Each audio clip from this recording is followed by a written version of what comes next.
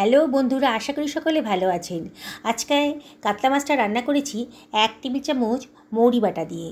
আর তাতে কিন্তু এই কাতলা মাছের টেস্টটা অসাধারণ বেড়ে গেছে। আপনারা শেষ পর্যন্ত ভিডিওটা দেখুন, আশা করি খুবই ভালো লাগবে। আমি এখানে 4 পিস মতো কাতলা নিয়ে নিয়েছি। আর এর ভেতরে দিয়ে দিলাম 1 চিমটা হলুদের গুঁড়ো আর লাল লঙ্কার গুঁড়ো। আর দিয়ে দিচ্ছি 1/4 টেবিল চামচ মতো লবণ আর হাফ টেবিল চামচ মতো তেলও দিয়ে দিলাম। দিয়ে মাছের গায়ে এই মশলাগুলো খুব ভালো করে মাখিয়ে নিচ্ছি। বন্ধুরা, কাতলা মাছের নানান রেসিপি তো আপনারা খেয়েছেন। আজকে আমার মতন করে এই মৌরি বাটা দিয়ে কাতলা মাছটা রান্না করে দেখুন। হালকা পাতলা ঝোল, খুবই সুস্বাদু। রোজ রোজ তো আর কষা খেতে ভালো লাগে না, মাঝে মাঝে তো ইচ্ছা করে একটু লাইট খাবার খেতে। তাহলে এই লাইট খাওয়ার দিনে কিন্তু আপনারা এইরকম করে মাছটা বানিয়ে নিতে পারেন।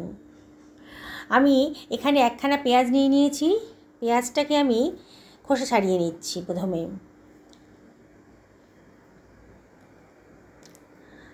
আজকে আমি 1 খানা পেঁয়াজ দিয়ে এটা বানাবো, বললাম না একটু লাইট করে বানাবো। পেঁয়াজের খোসাটা কেটে নিয়ে বাদ দিয়ে দিয়েছি। এবার পেঁয়াজটাকে অর্ধেক করে ওপরে সাদা অংশটা কেটে বাদ দিয়ে দিলাম। দিয়ে এবার পেঁয়াজটাকে আমি কুচি করে কেটে নিচ্ছি। আমি এখানে পেঁয়াজটা কুচি করে কাটছি, আপনারা ইচ্ছা করলে কিন্তু গ্রেট করেও নিতে পারেন।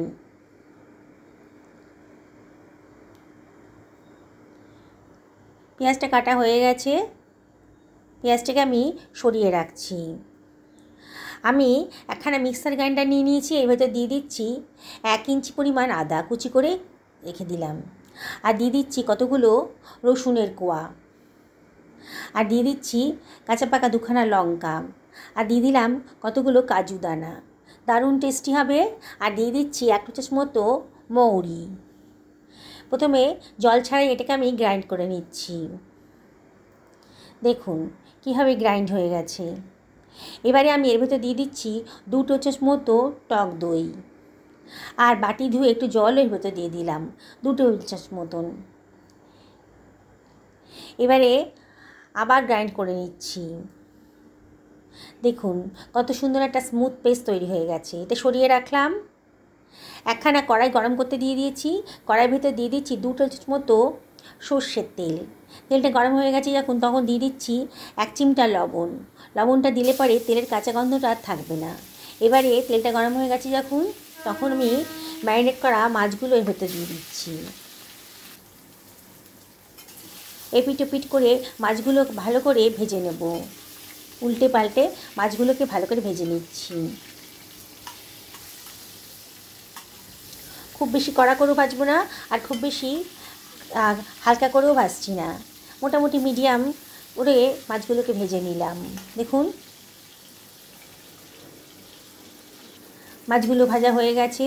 এবারে আমি এটাকে সরিয়ে নিচ্ছি অন্য একটা পাত্রের ভেতর। ওই তেলেই দিয়ে দিলাম গোটা গরম মশলা। আর দিয়ে দিচ্ছি হাফ টেবিল চামচ মতো মৌরি, দারুণ সুন্দর গন্ধ বেরোচ্ছে। আর দিয়ে দিলাম কেটে রাখা পেঁয়াজ কুচিটা। দিয়ে সব কিছু ভালো করে মিশিয়ে নিচ্ছি। পেঁয়াজটাকে ভালো করে একটু ফ্রাই করে নেব। গ্যাসের ফ্লেমটা হাইতেই রেখেছি আর অনবরত নাড়ছি।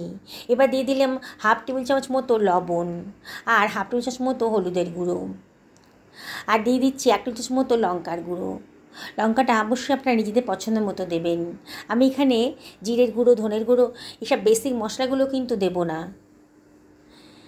এবার বেটে রাখা মশলাটা, গ্রাইন্ড করে রাখা মশলাটা আমি দিয়ে দিলাম। আর মিক্সার গ্রাইন্ডারটা ধুয়ে একটু জল ওই ভেতর দিয়ে দিলাম। দিয়ে সব কিছু আবারও ভালো করে মিশিয়ে নিচ্ছি। অনবরত কিন্তু নাড়তে হবে। নেড়ে নেড়ে মশলাটা ভালো করে কষিয়ে নিতে হবে। খুব ভালো করে মশলাটা কষালে পরে কিন্তু রান্নার টেস্টটা বহুগুণ বেড়ে যাবে। তাই একটু ধৈর্য ধরে মশলাটা ভালো করে কষিয়ে নেবেন।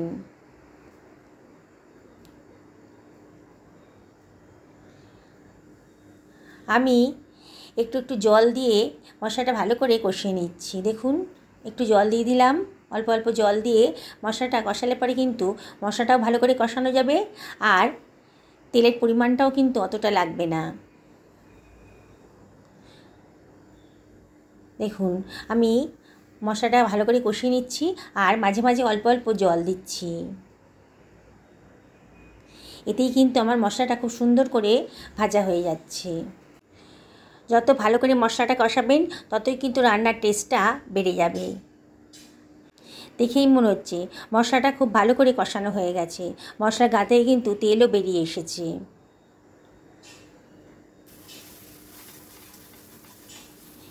এবারে আমি এর ভেতর দিয়ে দেব গরম জল। কে কীরকম গ্রেভি পছন্দ করেন সেই অনুযায়ী জলটা দেবেন। আমি ছোটো বাটির 1 বাটি মোট পরিমাণ গরম জলের ভেতর দিয়ে দিলাম। গরম জলটা দেওয়ার চেষ্টা করবেন, তাই রান্নাটাও তাড়াতাড়ি হবে আর রান্নার কালারটাও কিন্তু খুব সুন্দর আসবে। এবারে আমি এটাকে ফুটতে দিচ্ছি। গ্যাসের ফ্লেমটা হাইতেই রেখেছি আর সব কিছু ভালো করে মিশিয়ে নিলাম। দেখুন ঝোলটা ফুটতে শুরু করে দিয়েছে।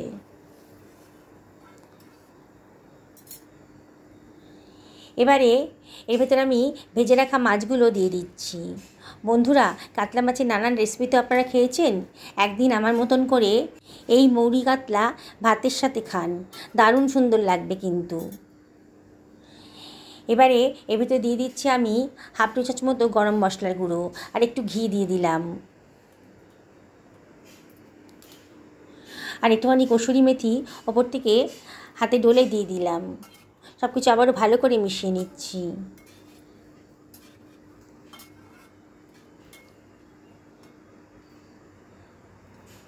সবগুলো আগে থেকে দিয়ে দিলাম। এবার আমি মিনিট 5 এটা মিডিয়াম ফ্লেমে রান্না করতে দেব। 5 মিনিট হয়ে গেছে। দেখুন আমার কিন্তু রান্নাটা কমপ্লিট হয়ে গেছে। ওপর থেকে কেমন তেলটাও ভেসে উঠেছে আর সুন্দর একটা গন্ধও বেরোচ্ছে। বন্ধুরা, এবার আমি এটা সার্ভ করে দিচ্ছি। রেসিপিটি যদি ভালো লাগে তাহলে লাইক শেয়ার কমেন্ট করতে কিন্তু ভুলবেন না। নতুন বন্ধুদেরকে রিকোয়েস্ট করবো আমার চ্যানেলটা সাবস্ক্রাইব করার জন্যে। পাশে থাকা বেল আইকনটা অবশ্যই ক্লিক করে দেবেন, তাহলে আমার রান্নার নোটিফিকেশানটা আপনারা চটজলদি পেয়ে যাবেন। পুরনো বন্ধুদেরকে অনেক ধন্যবাদ, তাদের সাপোর্টের জন্য এত দূর আসতে পেরেছি।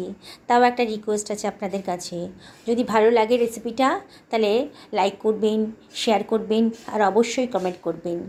আপনাদের সুন্দর সুন্দর কমেন্ট পেলে আর লাইক পেলে আমার ভিডিও করার উৎসাহটা কিন্তু অনেক গুণ বেড়ে যায়। দেখুন বন্ধুরা, কত সুন্দর দেখতে লাগছে। দেখলেন তো? এরকম একটা রেসিপি থাকলে গরম ভাতের সাথে আর কি চাই। সত্যি বলছি বন্ধুরা, দারুণ টেস্টি। একদিন অবশ্যই বানিয়ে খান। আর দেখলেন তো বানানোটা কতটাই সোজা। আর অল্প সময়ের মধ্যে সামান্য খরচেই কিন্তু দারুণ স্বাদের একটা রেসিপি তৈরি হয়ে গেল। একেবারে ভিন্ন স্বাদের রেসিপি। মৌরি বাটা দিয়েই রান্নাটা কিন্তু হয়ে গেল। দেখুন বন্ধুরা, মাছটাও কত সুন্দর করে সেদ্ধ হয়ে গেছে, দারুণ সুন্দর খেতে লাগছে। সকালে ভালো থাকুন এই কামনা করি ভিডিওটা শেষ করলাম। নমস্কার।